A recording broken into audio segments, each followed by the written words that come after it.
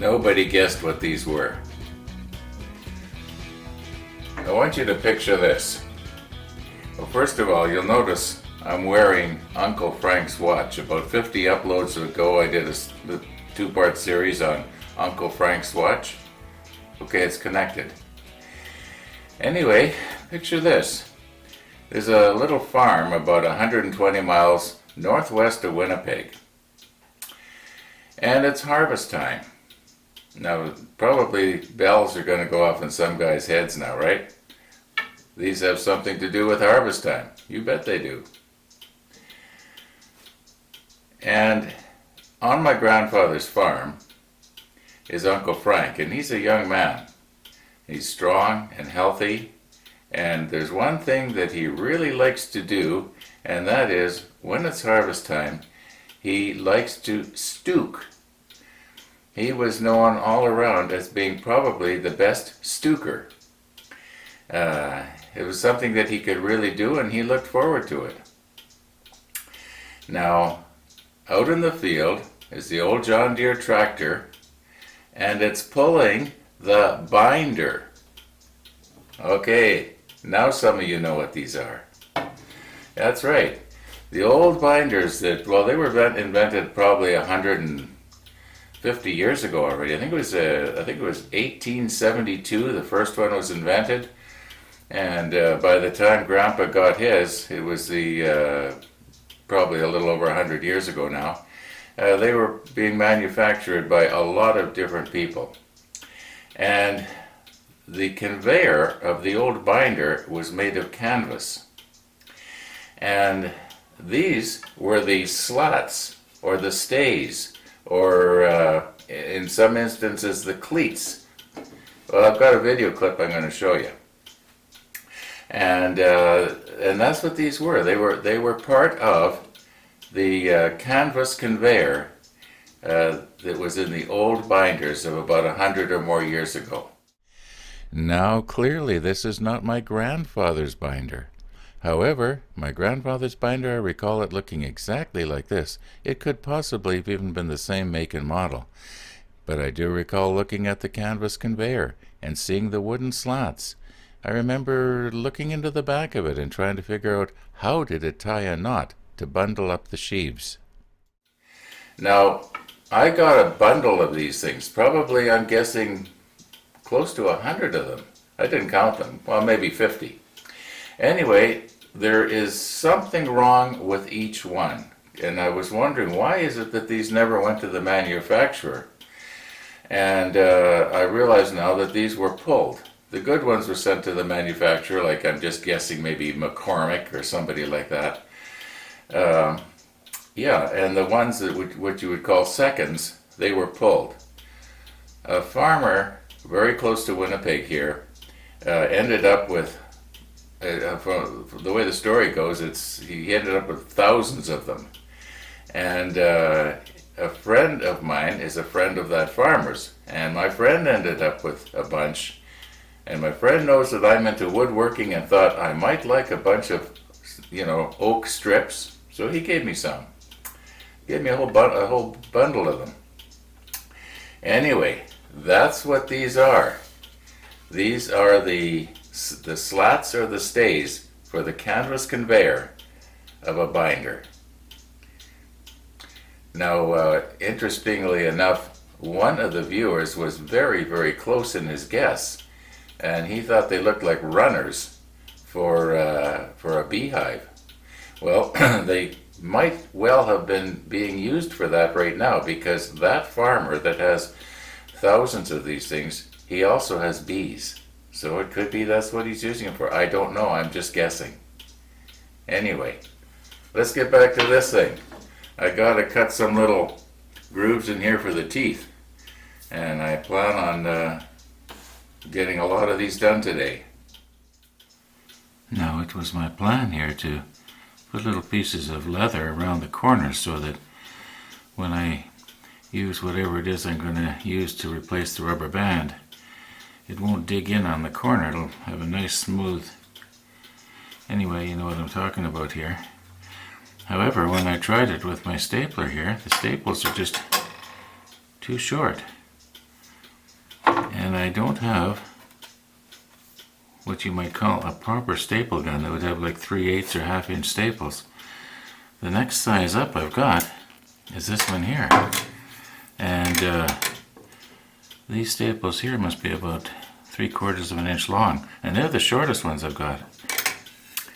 But I'm going to give it a whirl. I guess too long is better than nothing at all. Okay, now this is going to be the bottom. So I don't want this thing so low it's going to be catching on something.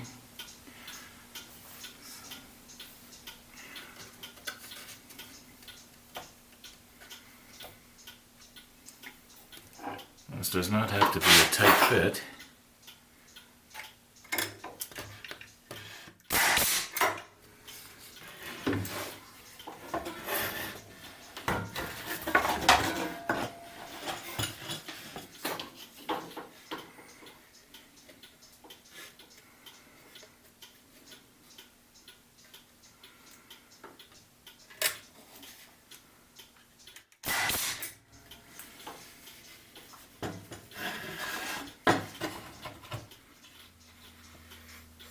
Now you will notice that occasionally I hold stuff rather awkwardly.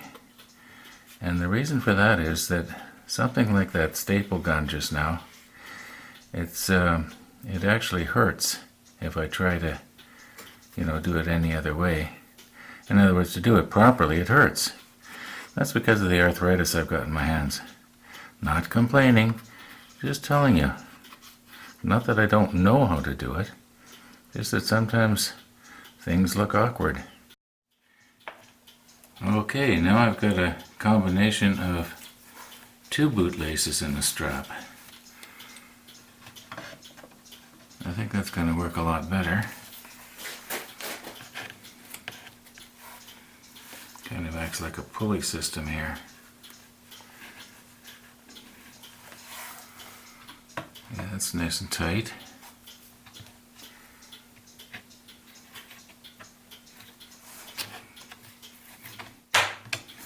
I couldn't play a tune on it, but now I have to wind this all up and fasten it up because I sure don't want to get it caught in the blade, right? Now I take it back about what I said about not being able to play a tune.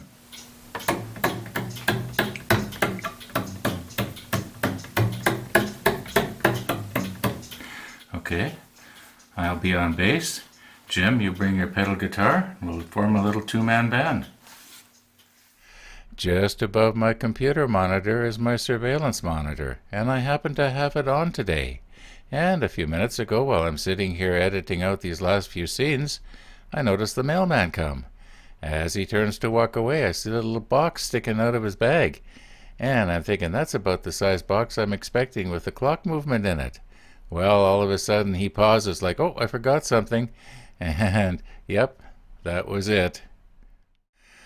Now, I got to admit, I'd really like to open that box right now and just see what's inside. Well, I know what's supposed to be inside, but you know what I mean. But I'm not getting anywhere fast here, and I got to get some slots cut in those segments. At least one cut, so I'll know where to put the stops. As for the stops, well, I'll have to show you what I'm talking about.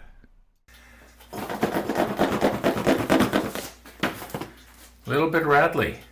But I think I know what it is. You know the old saying, batteries not included? Well, this outfit here, they actually include the batteries. And I got a feeling that's the batteries I'm hearing. I hope it is anyway. I'd hate to think that the movement was packaged that poorly. But we're going to have to wait and see tomorrow. Okay, I'm just going to have to keep an eye on this.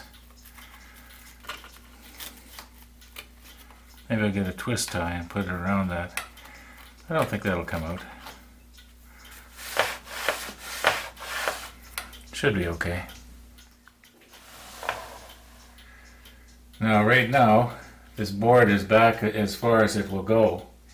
But when I slide it forward, I want it to come up to a stop. And I think the easiest thing to do is maybe take something like this, fasten it on the end, and then I can use a couple of heavy-duty mag switches after I find the right spot. and what will happen is the sled will slide up to it and, you know, hit the mag switch. Those mag switches, the bigger ones, they have a 75-pound pull, so when I clamp it down, it takes quite a bit of force to slide it, even on this nice smooth surface here. Now getting this template lined up is absolutely crucial here, because the edge of the template has to be perfectly aligned with the edge of this segment here. Up and down isn't quite as critical, but this way is. Just double check here. I think that's pretty good.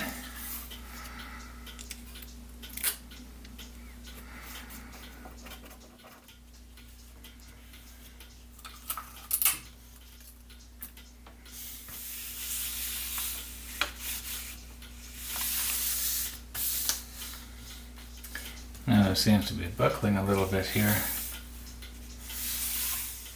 Wonder if my paper's absorbed a little bit of moisture and it's swelled a little bit.